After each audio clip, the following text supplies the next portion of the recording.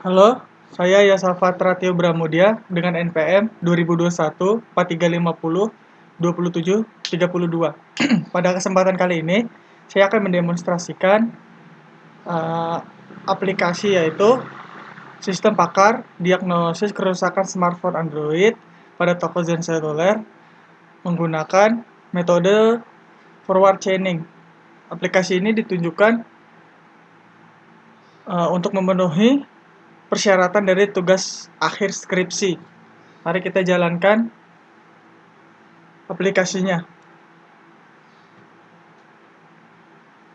Nah, pada halaman pertama maka akan muncul formulir login dari aplikasi yang terdapat ID pengguna dan juga kata sandi.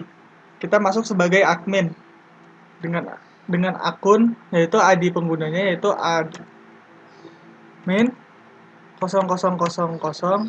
dengan kata sandinya itu adalah admin 1. Kita klik tombol masuk. Jika salah maka akan muncul pesan yaitu adalah nama pengguna atau kata sandi salah. Terdapat kesalahan, kita mencoba ID penggunanya itu adalah ADM000. Kita coba lagi masuk. Jika berhasil masuk, maka akan muncul pesan yaitu berhasil masuk. Kita klik OK. Pada formulir ini, jika kita masuk sebagai admin, maka terdapat ID-nya, ID karyawannya yaitu ADM 000 dan juga namanya yaitu adalah Muhammad Zainal. Langsung muncul formulir halaman dari data karyawan yang berisikan ID karyawan, nama karyawan, jenis kelamin karyawan, email karyawan, kata sandi dan juga alamat. Untuk di sini ada cari ID ya, atau kita bisa juga mencari nama karyawan. Terdapat juga tombol button cetak data karyawan untuk mencetak, batal untuk menghapus semua text field dan juga mengupdate kembali seperti semula data tabelnya. Ada juga tombol simpan untuk menyimpan, ubah untuk mengubah, hapus untuk menghapus. Sekarang kita coba untuk tombol simpannya. Kita tambahkan nama karyawan yang misalnya itu adalah Juju. Jenis kelamin karyawannya perempuan. Kata sandinya Juju 123. Emailnya juju@gmail.com. Alamatnya misalnya itu adalah Depok. Kita klik tombol simpan. Maka akan muncul message atau pesan peringatan, yaitu apakah data akan disimpan. Jika kita mencet tidak, maka akan kembali seperti yang tadi. Sekarang kita klik simpannya yes, maka akan muncul kembali data berhasil disimpan. Kita klik OK. Nah, maka data yang terbaru tadi kita input sudah masuk, yaitu Juju. Misalnya Juju pengen kita ubah, kita klik, maka data tersebut akan masuk ke dalam text field. Misalnya kita ganti lagi jadi Siska. Kita klik button ubah. Ini masih sama, terdapat peringatan data akan diubah. Jika kita klik yes, maka akan muncul lagi data berhasil diubah. Nah, untuk yang data tadi sudah berganti nama Siska. Kita sekarang mengetes tombol cari karyawan. Kita klik, kita bisa mencari ID atau nama karyawannya. Misalnya kita cari Siska. Kita klik tombol cari.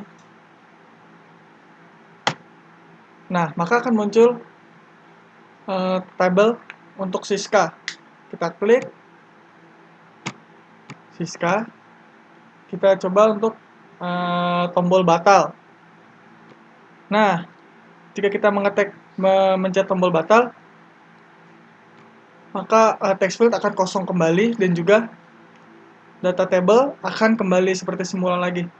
Kita klik lagi data yang Siska, kita klik button hapus, maka akan muncul peringatan juga apakah data akan dihapus. Kita klik yes.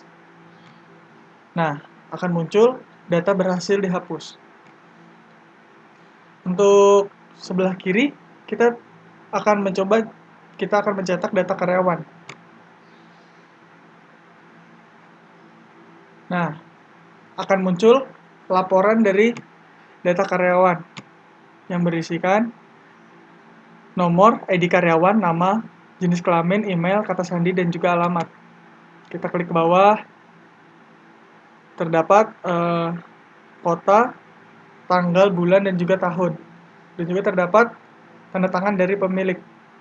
Kita bisa menyimpannya dalam format PDF. Kita klik misalnya karyawan. Klik simpan, save. Nah, maka data akan tersimpan. Coba kita cek dulu. Nah, ini yang data sudah tadi kita berhasil kita simpan. Kita buka.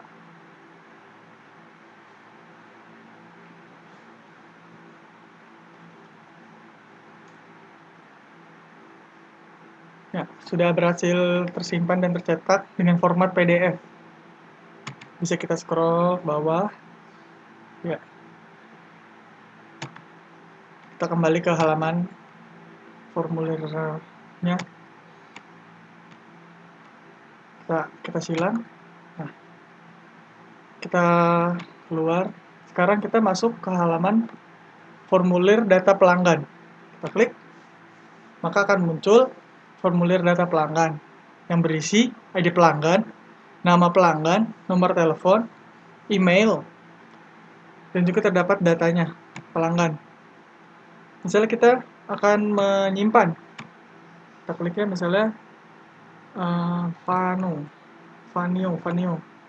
nomor teleponnya kita tes saja, emailnya vano@gmail.com. Kita klik simpan, akan muncul juga message, kita klik yes, data berhasil disimpan, maka table akan menampilkan data yang terbaru. Sekarang kita tekan ubah Vanio menjadi Rara. Kita ubah. Akan muncul peringatan, kita klik yes. Akan muncul ini pop up kalau data berhasil dirubah. Kita klik OK. Maka akan kembali ke Rara. Kita klik, sekarang kita coba tombol misalnya mencari ID atau nama pelanggan. Misalnya Rara. Klik cari. Kita akan mengetes tombol batal. Jika kita mengetes tombol batal, maka text field akan kembali bersih, kosong, dan juga data table kembali seperti semula. Nah, sekarang kita akan mencoba tombol untuk hapus. Kita klik, kita menekan tombol hapus, kita klik yes, akan muncul data berhasil dihapus. Kita klik OK. Nah, data sudah berhasil terhapus. Sekarang kita akan mencoba cetak data pelanggan. Kita akan klik, akan muncul laporan data pelanggan yang berisi nomor, ID pelanggan, nama pelanggan, nomor telepon, dan juga email. Untuk sini masih sama, kita bisa menyimpannya juga dalam format PDF, atau juga kita bisa langsung mencetak printnya jika sudah komputer tersambung dengan printer. Karena kita masuk ke data gejala kerusakan, akan muncul ID gejala kerusakan, nama gejala, dan juga kita bisa cari ID atau nama gejala kerusakan. Kita klik ke bawah.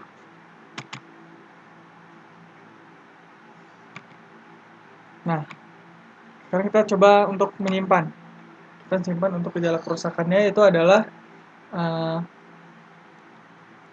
tidak bisa hidup. Nah, kita klik simpan, akan muncul konfirmasi, kita yes. maka akan muncul data berhasil disimpan. Oke, lihat ya, sudah muncul.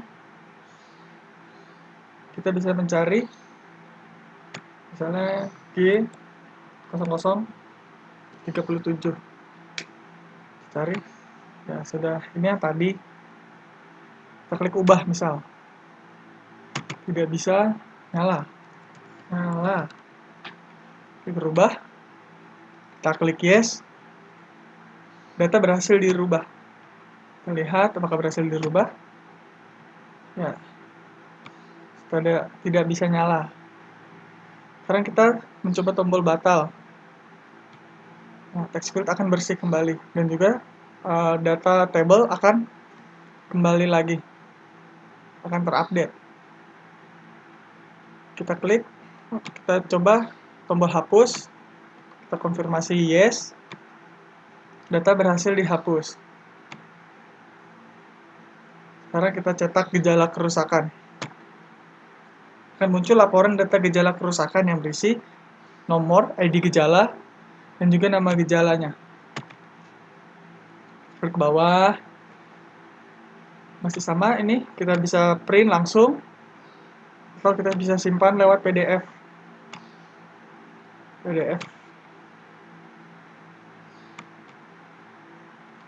Sekarang kita mengunjungi data kerusakan. Kita klik, maka akan muncul ID kerusakan, solusi, nama kerusakan. Misalnya kita akan menambah kerusakannya, itu adalah rusak. Solusinya adalah ganti baterai. Ini baterai rusak. Kita klik simpan. Kita klik yes. Maka akan muncul data berhasil disimpan. Ya, data rusak. Baterai rusak. Kita klik batal. Text field akan bersih kembali. Kita cari nama ID-nya, misalnya adalah K0014. Kita cari. Nah, sudah berhasil. Kita klik. Kita coba rubah. Ganti port, misal. Ubah. Kita klik yes. Data berhasil dirubah. Oke. Kita lihat. Nah, sudah ganti port. Sudah berhasil terubah. Sekarang kita coba tombol hapus. Hapus. Konfirmasi ulang, kita klik yes. Data berhasil dihapus. Kita oke. Nah, untuk cetak data kerusakannya, kita klik. Akan muncul laporan data kerusakan yang berisi nomor, ID kerusakan, dan juga nama kerusakan, dan juga solusinya. Pada laporan ini terdapat beberapa halaman. Karena datanya cukup banyak, terdapat beberapa slide halaman untuk laporan ini. Bisa kita print juga, dan juga kita bisa menyimpan dengan PDF. Untuk selanjutnya adalah formulir dari data diagnosis kerusakan. Kita klik. Nah, maka akan muncul ID karyawan, ada yang 000, nama karyawannya Muhammad Zainal, ID kerusakan, ID diagnosisnya adalah D004, tanggal diagnosisnya adalah tanggal dan bulan pada saat video ini dibuat. Dan juga terdapat ID gejala kerusakan, tombol untuk mencari gejala kerusakan, tambah untuk menambah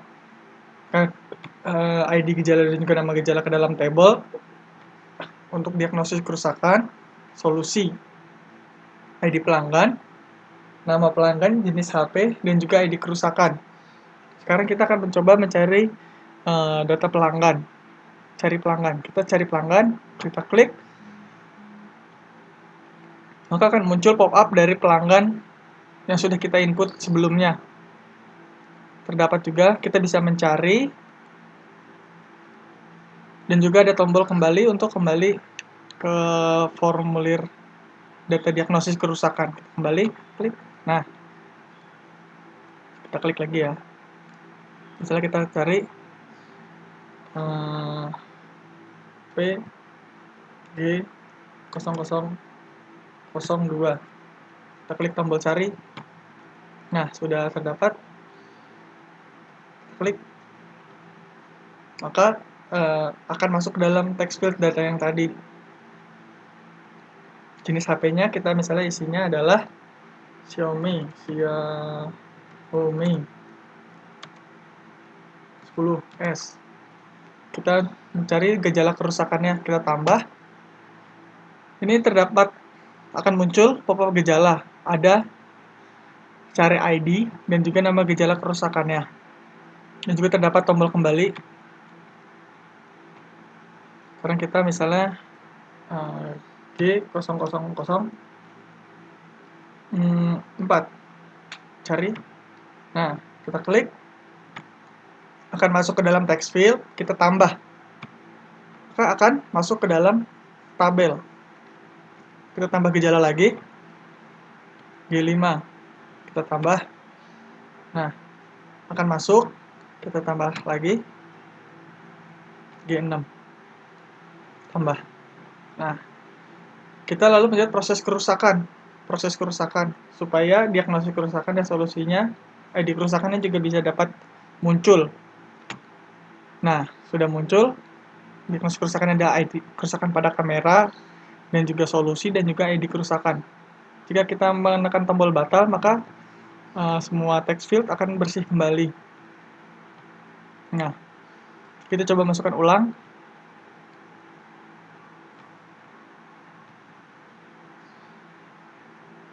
Kita masukkan ulang.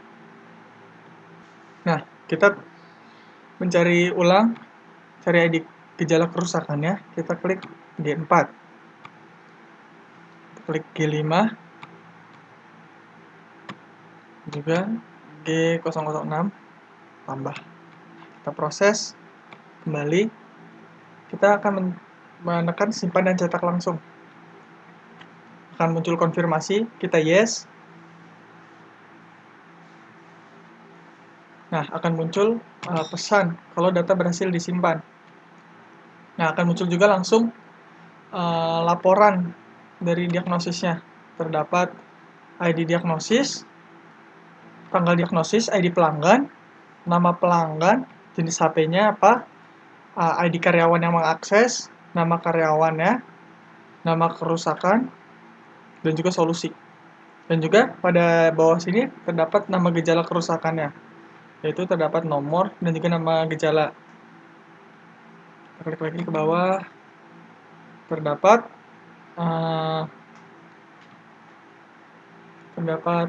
kolom untuk tanda tangan dari pemilik, bisa kita print juga, dan juga bisa kita simpan sebagai PDF, sama seperti sebelumnya.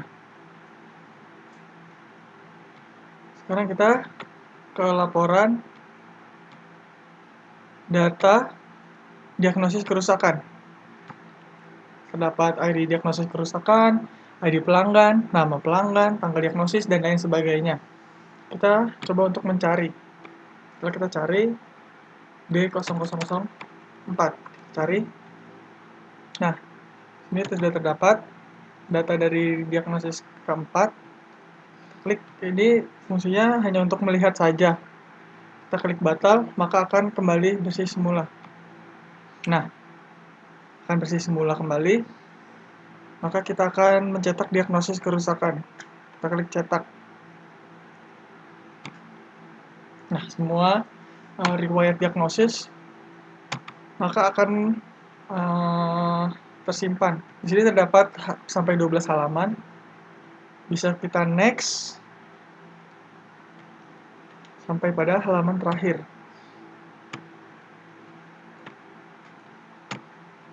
Bisa kita simpan, bisa kita print, dan juga kita bisa simpan PDF.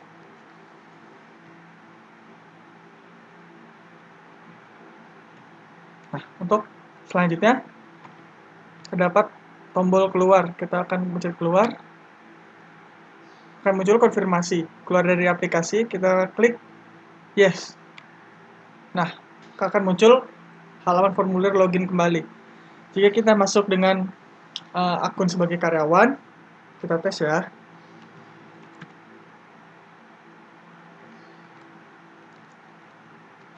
Passwordnya adalah Afif Damanik.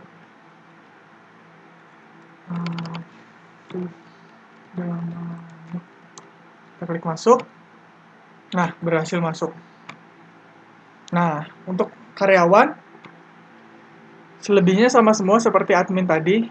Cuman karyawan tidak bisa mengakses data karyawan dan juga laporan diagnosis kerusakan. Untuk selebih formulirnya masih sama. Untuk karyawan langsung masuk ke halaman pelanggan jadinya. Untuk sisanya operasi pengelola button masih sama semua seperti admin. Hanya itu saja bedanya. Diagnosis juga masih bisa. Kita coba logout lagi. Kita keluar. Yes.